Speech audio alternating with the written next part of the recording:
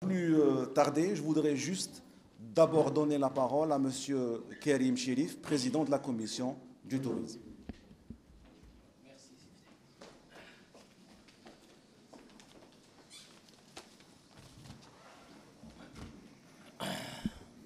C'est bon, on m'entend.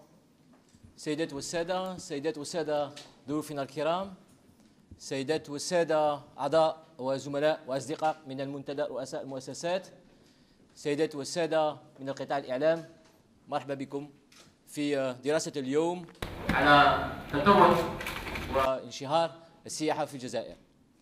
J'ai commencé en arabe, donc je vais terminer en français comme Fethi a fait.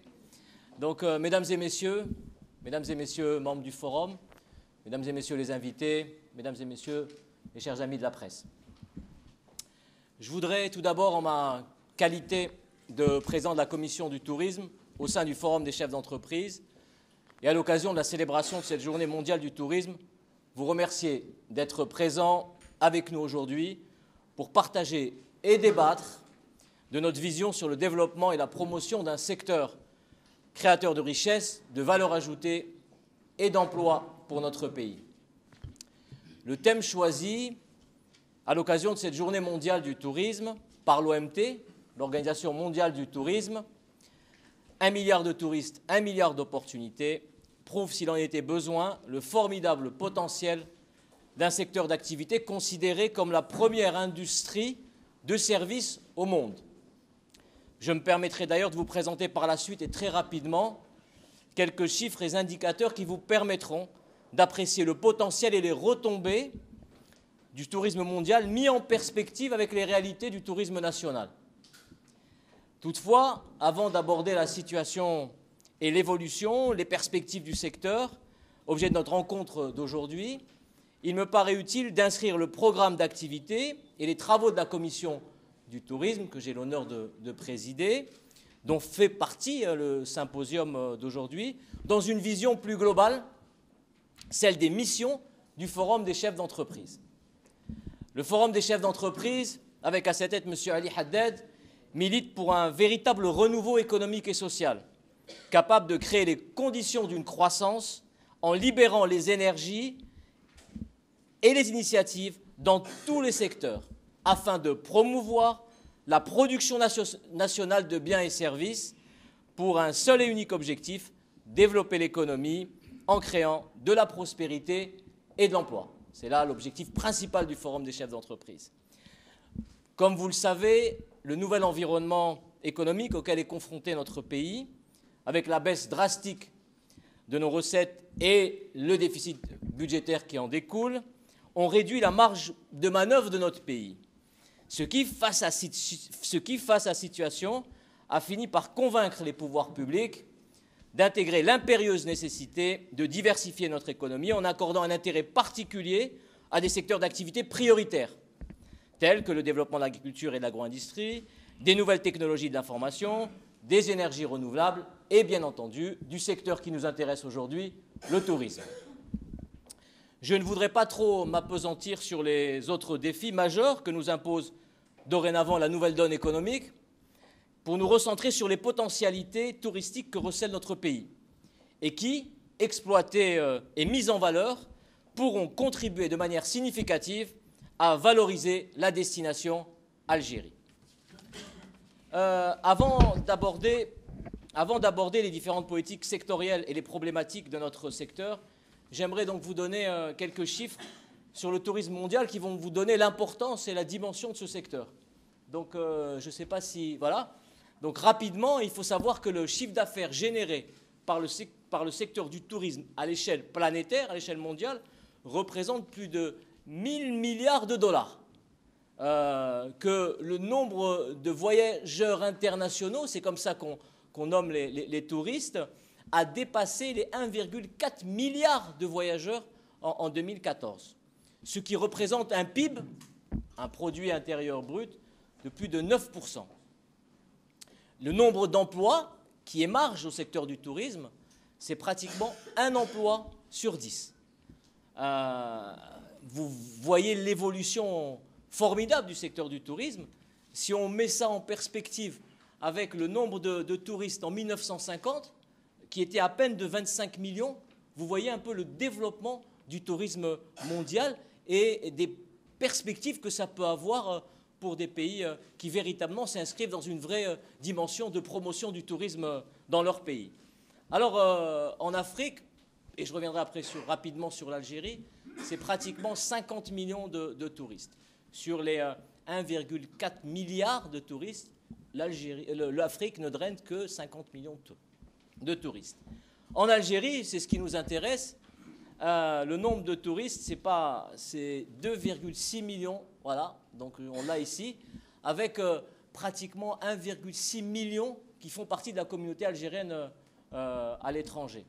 Ce qui représente quand même 8% du PIB, du produit intérieur brut en Algérie, qu'on valorise en recettes à approximativement 250 milliards de dinars et plus de 400 000 emplois,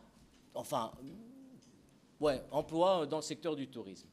Pour revenir au parc hôtelier, on n'a pas ça sur le slide, mais je vous donne ça aussi pour que vous puissiez avoir une idée du potentiel de l'infrastructure touristique de notre pays et donc par ricochet sur le flux d'attractivité que nous pourrions développer. C'est 1400 établissements qui représentent grosso modo 100 000 lits. Alors bien évidemment, on va en parler tout à l'heure dans les débats, c'est ça qui nous intéresse, c'est que c'est sur 100 000 lits, à peine 15% sont aux standards et aux normes internationaux. Donc la problématique, là aussi, de la qualité est une problématique importante et c'est une problématique dont on va parler par la suite avec les différents intervenants et, bien entendu, sur le débat avec vos suggestions, vos recommandations et vos propositions, comment améliorer la qualité de la prestation. Donc il y a, et là aussi c'est quand même un facteur d'optimisme, il y a plus de 900 projets d'établissements hôteliers qui sont en réalisation à l'horizon 2025, ce qui nous permettra pratiquement de doubler la capacité hôtelière à cet horizon-là. Donc j'ai tenu à vous donner ces chiffres pour vous permettre de vous rendre compte des retombées économiques du tourisme mondial, de la place de notre pays et du potentiel de ce secteur qui, contrairement à beaucoup d'autres secteurs économiques, est en constante progression, avec un taux de croissance moyen de plus de 4% chaque année, et cela sans discontinuité depuis plus de 50 ans. Alors, effectivement, pour notre pays, au regard des chiffres que je vous ai présentés, il n'y a pas lieu d'être satisfait de la situation actuelle. Toutefois, et là aussi je le dis et j'ai tendance à le répéter souvent, il faut quand même reconnaître que de réels efforts ont été consentis pour doter notre secteur d'infrastructures pouvant répondre à des flux touristiques. Et cela, surtout ces 15 dernières années. En effet, le tourisme, au contraire de nos voisins immédiats, n'a jamais été une priorité de développement économique. Ça, on le sait, on est tous d'accord là-dessus. L'Algérie a privilégié, à juste titre, au lendemain de l'indépendance, un modèle économique qui visait à répondre à d'autres immenses besoins de l'État naissant algérien. Je voudrais aussi préciser, si vous le permettez, pour donner aussi une vision sur ce qui a été fait dans notre pays depuis l'indépendance, qu'en 1962, c'est vrai que ça fait loin, mais c'est quand même, il faut le dire, l'Algérie disposait à peine d'une capacité d'accueil de 5000 lits. Donc il y a eu des choses qui ont été faites. Effectivement, on a toujours tendance à marquer les choses plus ou moins négatives, mais c'est vrai que des réalisations ont été faites et il faut le dire.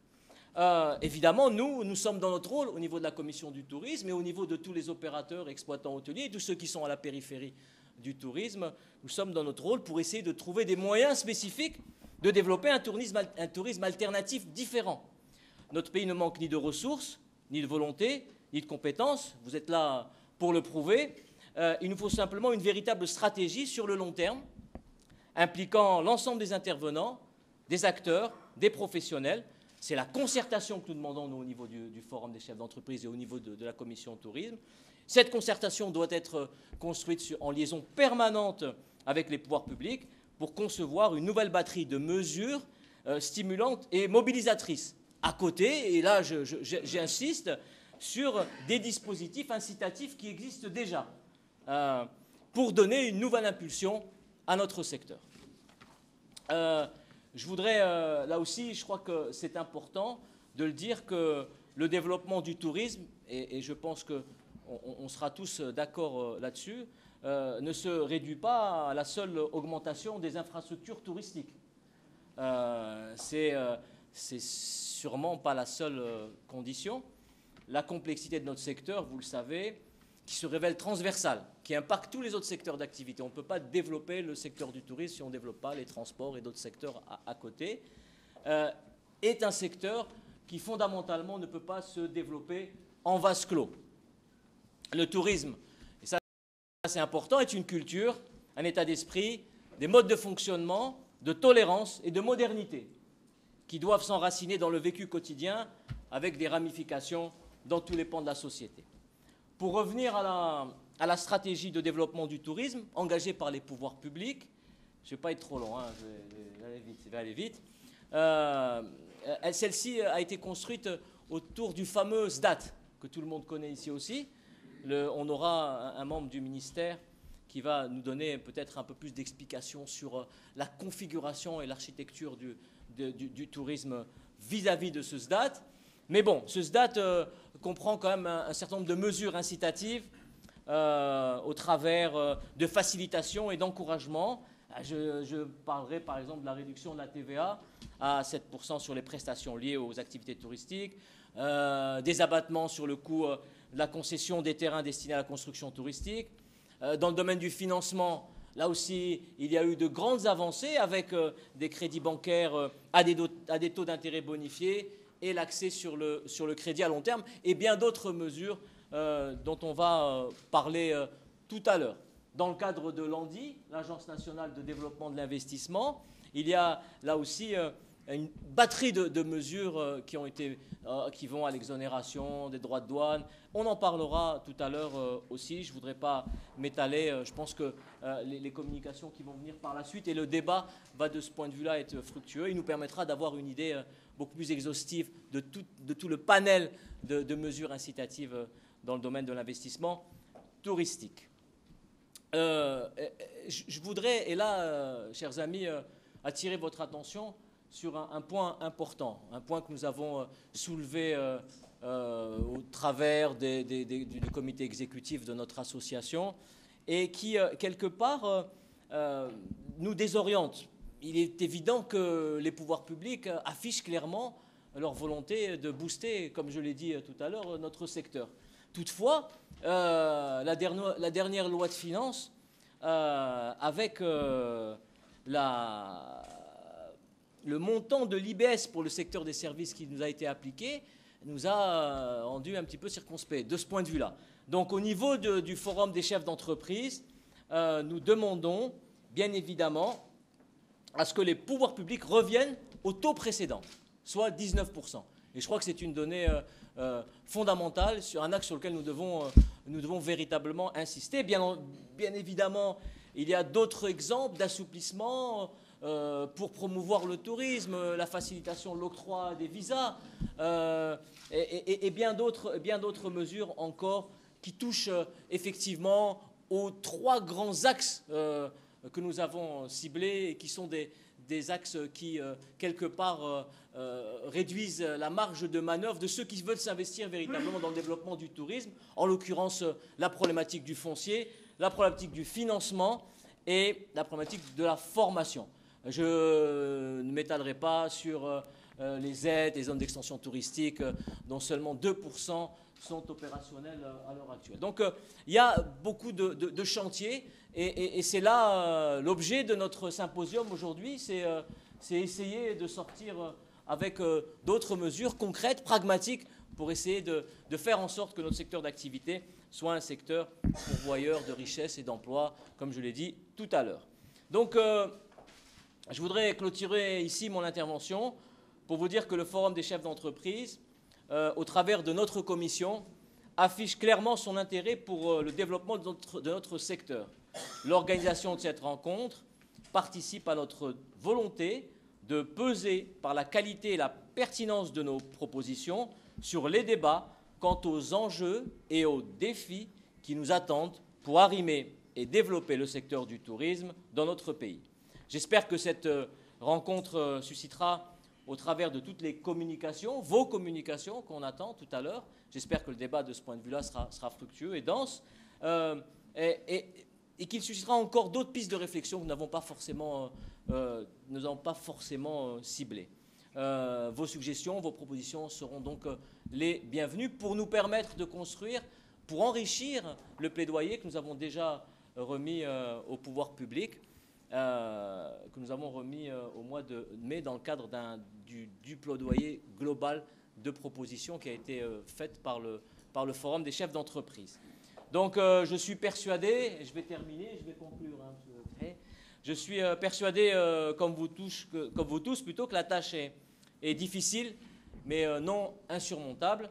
Et je terminerai par cette petite citation. Ce n'est pas parce que les choses sont difficiles que nous n'osons pas, c'est parce que nous n'osons pas qu'elles sont difficiles. Merci beaucoup.